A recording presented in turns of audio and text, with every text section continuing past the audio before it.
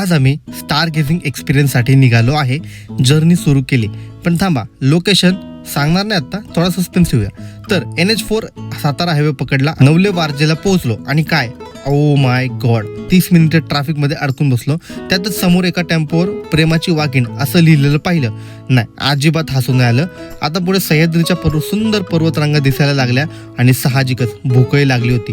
त्यामुळे जगप्रसिद्ध कैलास वेळवर थांबलो. हे एक शास्त्र असतं आणि त्यासोबत आमचा फेवरेट चहा.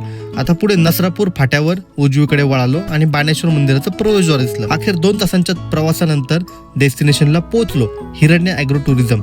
डोंगराच्या एकदम मध्ये निसर्ग सौंदर्याने भरलेलं हे ठिकाण खरंच मस्त आहे.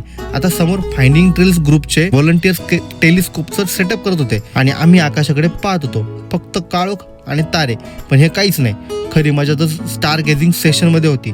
मंगळ, गुरु, सप्तर्षी आणि असंख्य तारे दिसले आणि त्यांची माहितीही कळाली. खरंच भन्नाट अनुभव. पण हो, कॅमेरा कधीही या क्षणांचं योग्य नाही देऊ शकत नाही. ते इंग्लिशमध्ये म्हणतात ना, camera never justice the view. तर तुम्ही उठा, तयारी करा आणि हा जबरदस्त अनुभव घ्या.